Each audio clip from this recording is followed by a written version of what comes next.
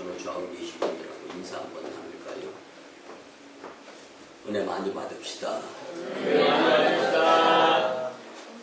이 고난주간이 다가오고 사순절 절기 횟수가 다가가면서요, 좀 말씀이 무거울 수가 있어요. 왜냐하면 예수님의 행적들을 우리가 같이 보는 과정의 말씀이기 때문에 여러분들 진지하면서 주님이 당하신 고난 앞에 우리가 그 주님 앞에서의 모습이다라고 생각하면서 설교 말씀에 깊이 함께 빠질 수 있는 시간이 되었으면 참 좋겠습니다. 그런데 우리는 지금 사순절 5번째 주일을 맞이했습니다. 이제 점점 예수님이 2000여 년 전에 고난의 때로 다가가는 상황을 우리는 생각하면서 말씀을 듣게 될 때 말씀에 집중할 뿐만 아니라 은혜 또한 더 풍성하게 받을 수 있게 될 줄 확신합니다. 근데 이런 질문 한번 드려볼게요. 여러분들 가운데 지금 힘들고 고통스러운 일이 있습니까?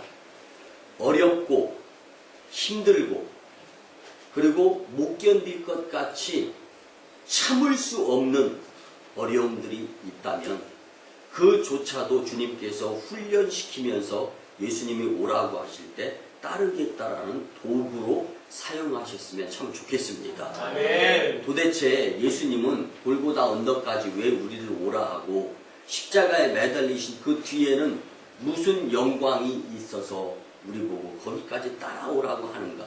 오늘 말씀을 통하여 큰 교훈이 되고 더 자중하고 더 참고 더 인내하고 더 훈련해서 성숙한 그리스도인으로서의 모습을 갖출 수 있는 교훈의 충분한 말씀이 되었으면 참 좋겠습니다. 말씀 서두에 한 여인의 실제적으로 있었던 마음 따뜻하게 하는 훈훈한 시로 한 가지를 나누면서 말씀을 풀어나갔으면 좋겠습니다. 한 여인이 있었는데요, 조치원 이런 데처럼 5일 장터가 열리는 장날, 여러분들 비교적 평일에 구하거나 찾으려고 또 이제 구입하려고 하는데 없는 물건이 장날에는 주로 더 많이 그 물품들이 나오지 않습니까? 이렇게 되다 보니까 장날에 꼭 사야 되겠다는 물건이 있기 때문에 이 여인이 장날에 이제 장을 보러 시장에 갔습니다.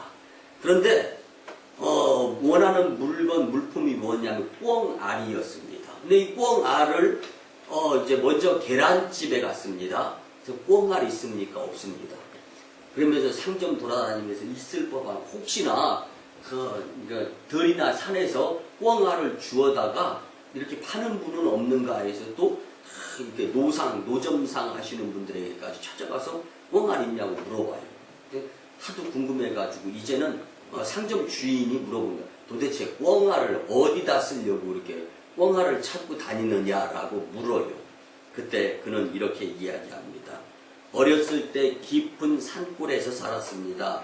아버지는 논밭을 일구면서 가난한 가운데 농사를 지으면서 가정을 꾸려나갔습니다. 형제는 7남매였고 저는 6번째, 위로부터 1, 2, 3, 4, 5, 6, 자기까지는 딸이었다. 근데 집안에 이제 아들을 원해서 7번째 난 연년생이 아들이었다. 그러다 보니까 이제 아들과 함께 연년생이지만 가까이에 있다 보니까 젖을 못 먹으면서 자랐고 시름시름 많이 아프다가 급기야는 병져 눕게 되었다.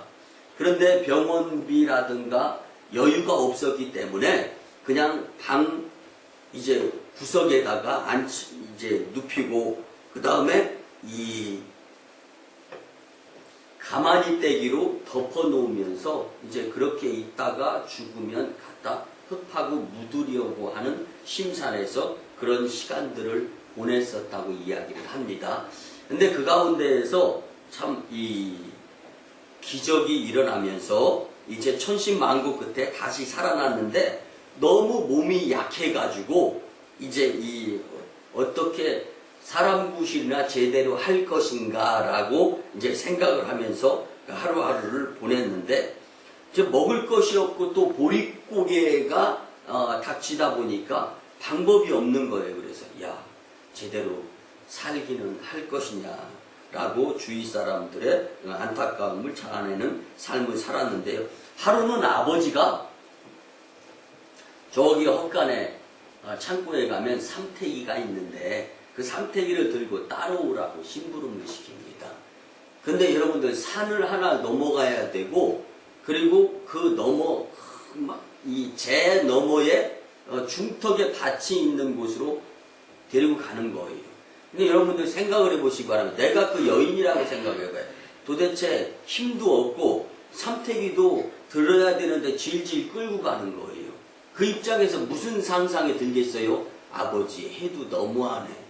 어떻게 다른 형제, 건강한 형제들도 있고 한데 나를 선택해서 삼태기 질질 끌고 그 먼 재산 넘어 그곳에까지 나를 심부름 무슨 일 시키려고 야속한 마음이기도 하지만 아버지가 시키니까 따랐습니다.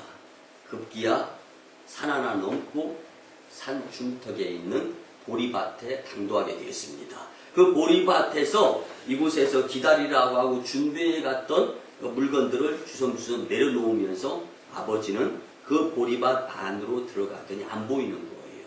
한참 보리가 흔들립니다. 아버지가 툭툭 털면서 옷을 털면서 나옵니다.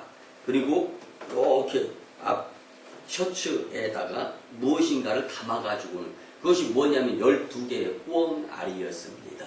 그리고 이 꿩알을 가지고 와서 이제 준비해간 냄비에다가 또 모닥불을 피우면서 이걸 삶는 거예요. 삶아서 이 딸아이에게 주면서 천천히 물 먹으면서 이거 다 먹어라. 그리고 아버지는 그 보리밭에 가서 다시금 농사를 짓는 거예요. 그리고 나서 이제 그래서 제가 그 아버지 오늘이 아버지 돌아가신 지 1년이 되는 기일입니다. 그래서 그때 처음에 아버지 따라갈 때는 도대체 왜 나은가 속상한 마음 그리고 안타까운 마음이었지만 야 아버지께서 이 12개 대식구가 그냥 족적하는 집으로 12개의 이 꿩알을 들고 오면 이 아픈 나에게 차례가 오는 이 꿩알이 몇 개가 되지 않으니까 그래도 자식을 사랑하는 마음에서 꿩알을 12개를 먹고 나서 기력을 회복해서 건강하게 성장해서 사람 부시를 했으면 좋겠다라는 이런저런 이거 아버지가 뭐 설명을 했습니까? 근데 이게 다 주마등처럼 스쳐 지나가는 거예요. 그래서 그 생각을 하면서 1년 뒤 아버지 제사상에 꿩알을 좀 올려드리면서 아버지 그때 고마웠습니다. 감사했습니다. 그 생각을 가지면서 온 장터를 다 돌아다녔는데 꿩알이 없었던 겁니다. 그래서 안타까운 마음에 이제 돌아오는 그 여인의 모습이었는데 여러분들 부모님들은 이렇게 자녀들을 위해 자기의 모든 것을 주면서 부연 설명 없이 사랑까지 다 퍼주는 존재가 부모들이다라는 것을 여러분들 기억하시면서 사셨으면 좋겠습니다. 그러나 때로는 그 부모들이 우리에게 더 좋은 것을 구별해서 더 많이 주시려고 우리에게 일을 맡길 때도 있습니다. 아니 우리에게 더 힘들게 하면서 고통을 주는 것 같을 때도 있습니다. 그렇지만 이 실화를 한번 생각해 보시기 바랍니다. 처음에 저 산 하나 넘어 제 너머에 산 등성이에 그곳까지 갈 때는 힘들었습니다. 어려웠습니다. 그렇지만 아버지의 사랑이 담긴 12개의 꿩알을 먹으면서 그 산 넘고 산 등성이에 있는 산에까지 이 삼태기를 짊어지고 질질 끌고 가던 그 고난, 그 고통, 그 어려움은 일순간에 다 보상이 되어집니다. 그리고 난 다음에 그 꿩알을 먹으면서 아버지에 대한 감사함 그리고 아버지에 대한 고마움 이것이 잊혀지지가 않아서 1년이 돌아가시고 난 1년 그 뒤날 기일에 그곳에 아버지의 감사함으로 표현하려고 했던 제사상 위에 올려드리고 하는 이 꿩알을 구입해 다니려고 하는 이 여인의 이 모습 여러분들 오늘 말씀도 이와 비슷한 부분 아버지의 사랑, 우리에게 고난, 고통, 그렇지만 오히려 더 영적 전쟁에서 사탄이 사방으로 우겨싸임 당하는 그 위험한 곳, 그 자체도 몰라요.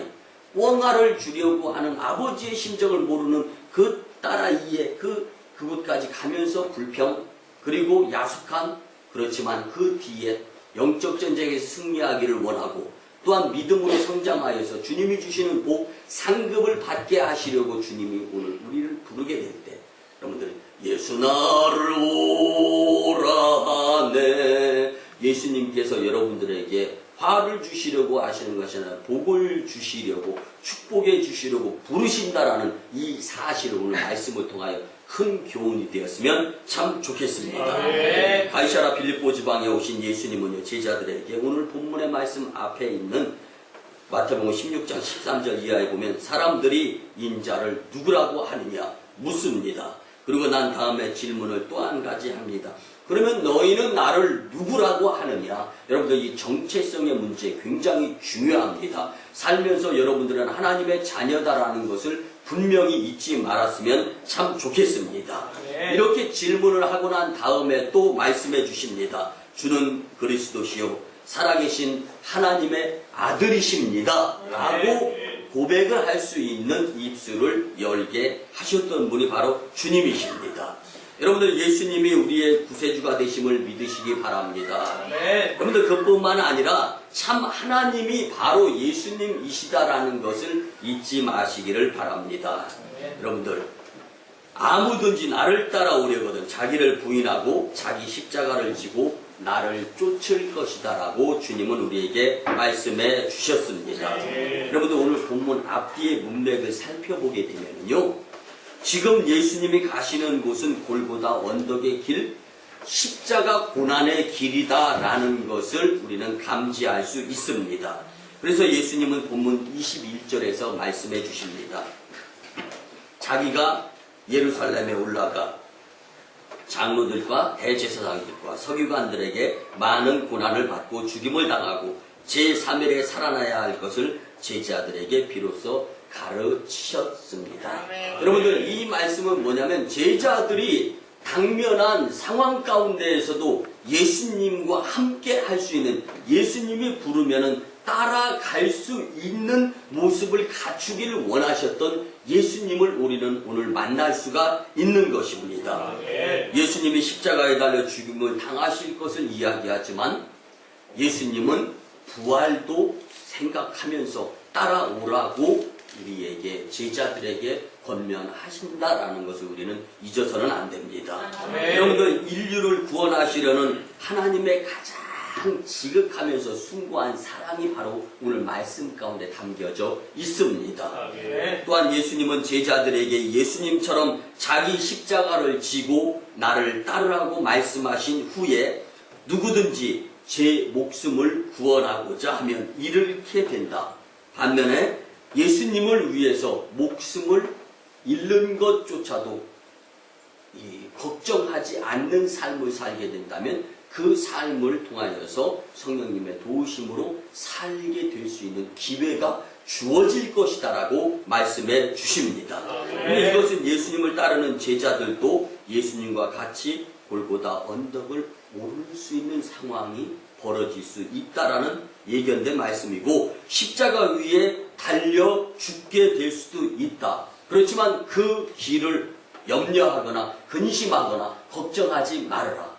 그 길에서 혼자가 아니라 아버지가 딸이 같이 동행해서 그 자리 가는 것처럼 역시 예수님도 우리와 동행해 주실 것이다라는 것을 말씀해 주고 계신 것입니다. 여러분, 왜 예수님은 이 힘든 세상에서 지친 우리에게 도대체 어렵고 힘든 일이 산더미같이 쌓여 있는 가운데 벌어야 되고 먹여 살려야 되고 가정을 꾸려 나가야 되고 심신의 어려움과 짐이 우리의 양 어깨를 짓누르는 상황 가운데에서도 도와주시는 것 같지 않고 오히려 더 힘들게 하고 어렵게 하면서 그 무엇인가를 맡기려는 것 같은 야속하고 속상한 생각을 들을 상황까지 우리를 끌어당기려고 하시는가라는 것을 우리는 한 번쯤 오늘 말씀을 통하여 생각해 볼 수 있어야 됩니다. 예수님은 우리를 부르십니다. 그 부르시는 말씀이 과연 무엇인가?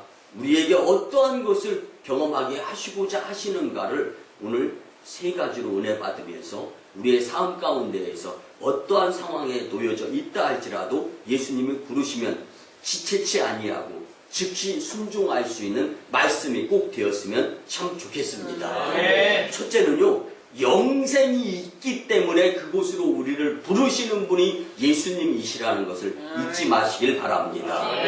우리 같이 영생이 있기 때문에 예수님은 우리를 부르십니다. 고백합니다. 시작. 영생이 있기 때문에 예수님을 부르십니다.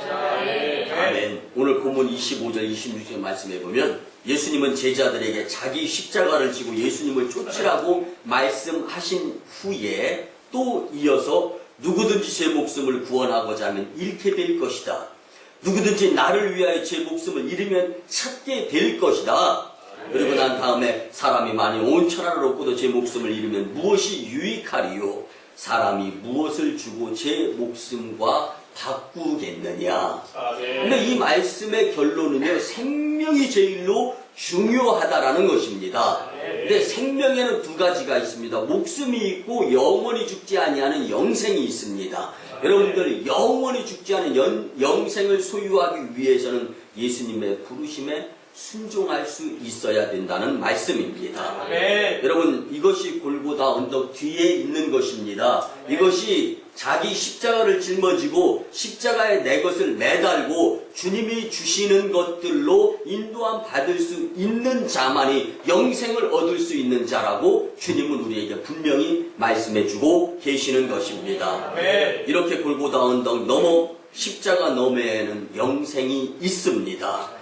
여러분들, 이 영생은 우리에게 주님이 주시고자 우리를 부르시는데 그 과정 가운데에서 여러분들 힘들다, 어렵다, 속상하다, 투정하는 것보다는 오히려 믿음을 보일 수 있는 절호의 기회로 삼았을 때 주님께 더 크고 좋은 영생과 면류관을 얻게 되는 것을 기억하시기 바랍니다. 자기 자신을 십자가에 못 박지 않으면 주님과 함께 다시 사는 영생이 기회가 없다는 것을 잊지 마시기를 바랍니다. 그래서 예수님은 우리 보고 자기 십자가를 지고 골고다 언덕까지 따라 올라오라고 부르시는 분이십니다. 왜냐하면 그래야만 영생을 얻을 수 있는 축복자가 될 수 있기 때문입니다. 이 골고다 언덕을 올라가는 길, 십자가의 길은 자기를 부인하고 자기를 희생하는 것 외에 다른 길은 없습니다. 이는 힘들고 어렵고 참아야 하며 때로는 내가 하고 싶은 말도 하지 말아야 되고 내가 꼼지락거리는 것, 숨 죽은 것 같은 모습으로 잠잠하게 있어야 될 때도 있습니다. 억울함 당할 때도 있습니다. 내가 한 말이 아닌데 나에게 한 말로 들려지는 소문에 의해서 힘들고 어려울 수도 있습니다. 그렇지만 그것 참았을 때 영생이 주어진다는 것을 생각하게 되면 당연히 참아야 되고 당연히 인내해야 되고 당연히 겸손해야 되고 당연히 십자가를 짊어질 수 있는 자가 될 수 있어야 하는 것입니다. 그래서 십자가의 희생이 없으면 영생도 내 것이 될 수 없다라는 것을 예수님은 그 당시 제자들에게 가르쳤고 오늘 우리에게 또 주님은 말씀해주고 계시는 것입니다. 영생을 얻기 위하여 힘들어도 참으시기 바랍니다.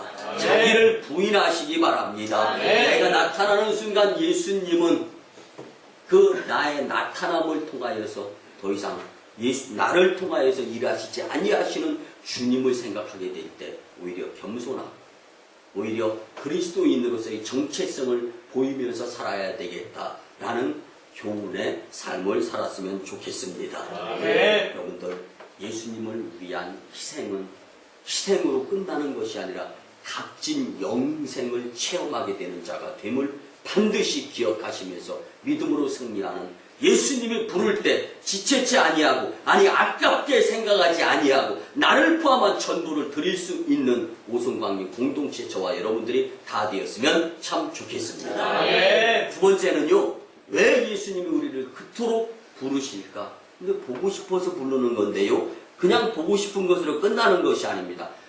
만나서 보고 상급을 주시려고 우리를 부르시는 분이 주님이신 줄 믿으시기 바랍니다. 아멘. 예수님이 우리를 왜 부른다고요? 상급을 주시기 위해서 아멘. 믿으시기 바랍니다. 아멘. 예수님을 따라 올라가야 할 이 길이 자기를 부인하고 희생하는 십자가의 기름을 예수님께서는 말씀하시고 난 후에 오늘 또 본문 27절에서 인자가 아버지의 영광으로 그 천사들과 함께 오리니 그때 각 사람이 행한 대로 갚으리라.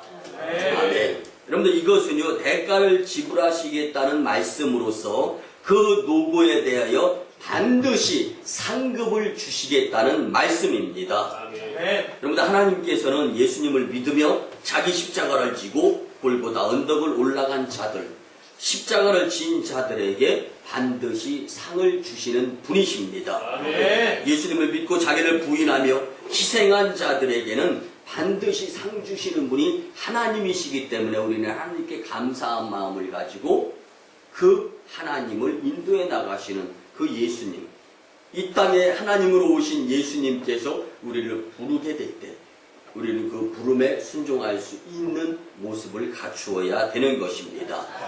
그래서 예수님의 말씀에 부르심에 순종하였을 때 부르심의 끝은 상급이 달려있다라는 것을 잊지 마시기 바랍니다.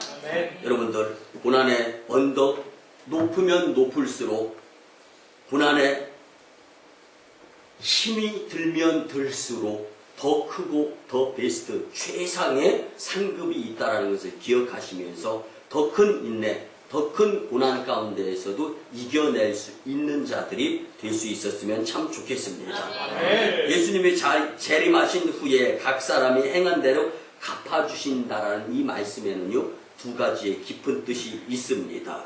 그런데 하나는요 주님과 함께 십자가의 고난의 길을 간 자들에게는 주님과 같은 영생의 축복, 상급을 허락해 주신다라는 말씀입니다.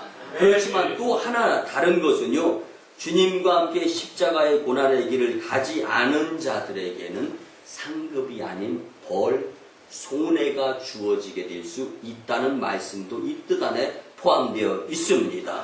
이렇게 좋은 상급을 십자가를 지고 골고다 언덕에 올라서 자신을 십자가에 못 박게 될 때 주님이 주시는 상급의 주인공이 될 수 있는 것입니다. 여러분 저는 목회를 하면서 가끔 가다가요 축복을 경험하는 축복의 주인공의 모습을 봅니다. 얼굴이 해같이 빛나네. 부러움이 없는 거예요. 그 표정을 보면. 그런데 옆에서 남 부러운 것처럼 축복 좋겠다. 여러분들은 축복의 해같이 빛나는 얼굴의 주인공이 되고 싶습니까? 옆에 축복받는 분들 보고 좋겠다. 여러분들 이 좋겠다라는 뜻에는요 많은 뜻이 내포되어 있습니다. 나는 잘 먹고 잘 살고 등 따시고 나를 위해서 살 때 예수님을 위해서 산 자들과 마지막 때에 이렇게 달라질 수 있다는 것입니다. 여러분들 악하고 게으른 종이 되고 싶습니까? 착하고 충성된 종이 되고 싶습니까? 여러분들 우리가 잘 아는 슬기 있는 다섯 처녀와 미련한 다섯 처녀의 마지막 슬기 있는 것은 준비했다라는 것입니다. 미련한 다섯 처녀라는 뜻은요. 그 당시에 주님이 부를 때 지체하면서 허송세월을 보냈다라는 것입니다. 마치 한 달란트를 받아 땅을 파고 그 재능을 묻고 교회 일에 봉사도 안 하고 헌신도 안 하고 충성도 안 하고 그냥 편한 것이 좋은 것이고 그것이 복인 것처럼 생각한 자들의 말로는 상급이 없고 오히려 벌, 손해 당할 수밖에 없다는 것을 기억하면서 이것을 장석조 목사의 말로 듣지 말고 하나님이 주시는 친 말씀으로 들었을 때 축복의 사람들이 될 수가 있는 것입니다. 한 여인을 또 소개해 보려고 합니다. 미국에 살던 이사벨이라는 부인은요 출산을 하다가 자칫 잘못되어져서요 이 자녀는 잘 출산이 되어졌는데 하반신 불구자가 될 수밖에 없었습니다.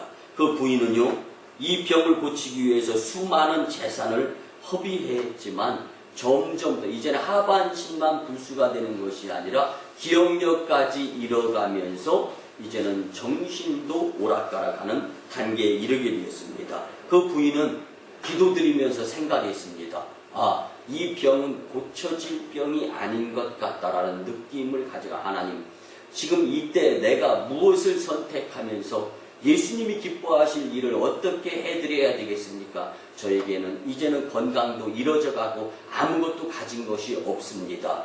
기도 드리고 있을 때, 아니 기도를 마치고 났을 때 TV 브라운관을 통해서 6.25 한국 전쟁이 일어나고 있는데 고아들이 오갈 데가 없어서 쩔쩔매는 상황들을 목격하고 난 후에, 그래, 이제는 고쳐지지 아니할 질병의 병원비, 치료비, 그리고 보험금 타는 것을 다 허비하지 않고 이제는 이 사우스 코리아라는 곳에서 한국 전쟁이 이루어지고 있는데 고아들을 위해서 6.25 전쟁 때 돈을 보내줘야 되겠다라고 기도하면서 그 기아 대책 기구를 통해서 한국에 돈을 보내기 시작하였습니다. 그로부터 1년 뒤에 이 이사벨이라는 여인은 죽게 됩니다. 그런데요, 이 죽은 다음에 1년 후에 이제 죽고 나서 바로 이제 장례식을 치르게 되는데 이곳에 모인 가족들과 친지들은요, 이 이사벨이라는 부인이 아무도 모르게 왜 그토록 주변에서 끝까지 병원에서 치료를 받으라고 권고하는데 그 치료를 안 받은 그 상황에 대한 이유를 알게 되었습니다. 아무도 모르게 자신의 치료비를 한국에 보내서 이제 이 학교가 세워졌다는 사실을 알고 깜짝 놀라게 됩니다. 한 부인의 치료비로 세워진 그 학교가 창립 2주년이 되던 날 그의 남편인 데이빗 씨를 이 학교에서 초청을 했습니다. 그때 그 학교의 교사에 의해서 건축 중에 학교가 돈이 없어서 곤란한 지경에 처해 있다는 사정을 듣고 데이빗 씨는요, 미국으로 돌아가서 이제 자기의 집과 재산, 그리고 다니는 직장에서 이제 담보를 이제 내세워가면서 대출을 받았습니다. 그런데 여러분들, 이 1950년 6.25 이 동란이 일어나고 난 그 직후, 그 당시에 6만 달러면 엄청난 돈이었습니다. 이 6만 달러를 다시금 한국에 보내서 그 학교가 이제 온전히 세워지게 됐는데, 처음에는 이 이사비라는 여인을 통해서 고아원이 세워지고, 고아원이 조금 성장하면서 이제는 여자 중고등학교로 세워지게 됐는데, 여러분들 지금은요, 이 학교가 4,500여 명의 학생들의 배움에 터전이 된 부산의 이사벨 여자 중고등학교가 지금도 존재하고 있습니다. 그런데 이 이사벨은요, 하반신 불구로 죽음을 당하는 골고다 언덕을 오르면서 자기를 희생하면서 하나님의 뜻이 과연 어디에 있을까 기도를 드리고 났는데 TV 브라운관에 한국이 6.25 전쟁이 일어났는데 고아들이 오갈 데 없고 죽어 나자빠지고 먹을 것이 없어서 눈물 콧물 흘려가는 그 모습을 보면서 고아와 어린아이와 과부를 위해서 베풀고 나누고 섬겨라는 주님의 뜻을 기억했던 것입니다. 여러분들, 우리 오송광림교회는요, 오늘날에 세계적으로 힘들어하고 어려워하는 자들까지 품어가면서 베풀고 나누고 섬기려 하는 지경이 세계에까지 뻗쳐져가는 교회입니다. 아멘. 이는 주님이 기뻐하실 일들이고, 주님이 왜 기뻐하실 일이냐? 온 세상 너희는 가서 모든 족속으로 제자를 삼아 아버지와 아들과 성령의 이름으로 세례를 주고 가르쳐 지키게 하라.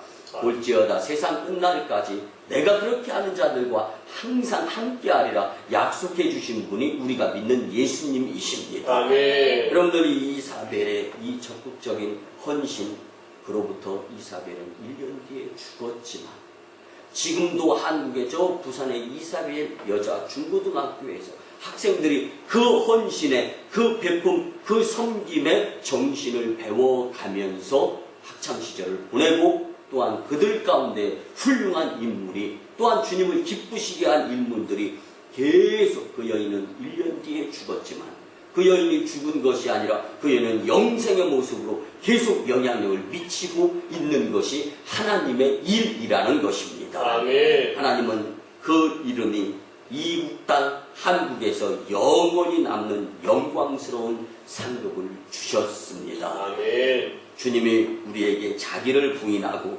희생의 골고다 언덕을 오르라고 명령하실 때 이사벨 여인과 같이 감사하며 적극적으로 그 비아 도로올사 고난의 길이라 할지라도 오를 수 있는 자들이 되었으면 좋겠습니다. 아멘. 그럴 때 주님께서 놀라운 상급을 이 생과 내 생에까지 우리에게 허락해 주실 줄 확신합니다. 아멘. 마지막 세 번째는요, 왜 그렇게 힘들고 어렵게 살아가는 우리의 삶 가운데 주님을 오라고 강조하시는가? 성령이 그곳에 계시기 때문임을 믿으시기 바랍니다. 아멘. 본문 28절에 예수님은 말씀하십니다. 진실로 너희에게 이르노니 여기 서 있는 사람 중에 죽기 전에 인자가 그 왕권을 가지고 오는 것을 볼 자들도 있느니라. 아멘. 아멘. 여러분들 이 말씀은 문자적으로 해석을 하면 예수님의 재림을 볼 사람이 있다라는 것입니다. 근데 한 가지 문제가 있습니다. 예수님은 아직까지도 재림을 하고 있지 않은 것 같다라고 생각이 들 때가 있습니다. 여러분들, 그래서 학자들은요, 예수님의 이 말씀은 오순절에 임하신 성령님으로 오시는 것을 말씀하시는 것으로 깨달아야 될 것이다라고 우리보다 더 말씀에 집중해 있는 성경학자들은 그렇게 보고 있습니다. 예수님은 성령님으로 우리에게 오신 분이십니다. 아멘. 예수님을 따라 자기 십자가를 지고 골고다 언덕까지 오르려고 마음 먹는 자들에게는 오순절 마가의 다락방에 성령님이 임했었고 지금도 계속해서 예수님을 힘들고 어려워도 끝까지 따르려고 하는 애쓰고 힘들어하는 가운데에서도 노력하는 자들에게 예수님은 성령님으로 우리에게 다가오신다라는 말씀입니다. 아멘. 여러분들, 이 성령님은요, 자기 십자가를 지고 골고다 언덕에 올라 자신을 십자가에 못 박은 자들의 것이다라고 성경은 말씀해주고 있는 것입니다. 아멘. 그래서 예수님은 우리 보고 자기 십자가를 지고 골고다 언덕을 오르라고 우리를 부르시고 계시는 것입니다. 아멘. 여러분, 우리가 잘 아는 베토벤이요, 5살에 훌륭한 음악가인 아버지에게서 바이올린을 배우죠. 그리고 13살에 그 바이올린과 또 피아노를 콘서트를 이어가면서 많은 이들에게 정말 깜짝 놀랄 기적의 모습을 보입니다. 그리고 급기야 20대에는요, 그는 하이든과 모차르트를 통해서 큰 기대를 받게 됩니다. 그런데 그 한가운데 모차르트는요, 베토벤에 대해서 이런 예언까지 했습니다. 베토벤은 죽기까지 세상에 온 세상 사람들이 들을 만한 음악을 가치 있게 제공할 것이다. 아멘. 그런데 실제적으로 이루어지지 않습니까? 베토벤은 일생 동안 9개의 교향곡과 5개의 피아노 협주곡을 썼고 이루 다 말할 수 없는 실내악 작품들을 썼으며 또한 그는 바이올린과 피아노를 위한 소나타들을 썼고 이 모두 다 놀랄 만한 기적의 걸작품이다라고 지금도 베토벤만큼 작곡하고 이렇게 영향력을 발휘하는 자들이 많지 않다라는 것을 우리는 잘 알면서 그에게 이런 별명을 후대에 붙여주는 거예요.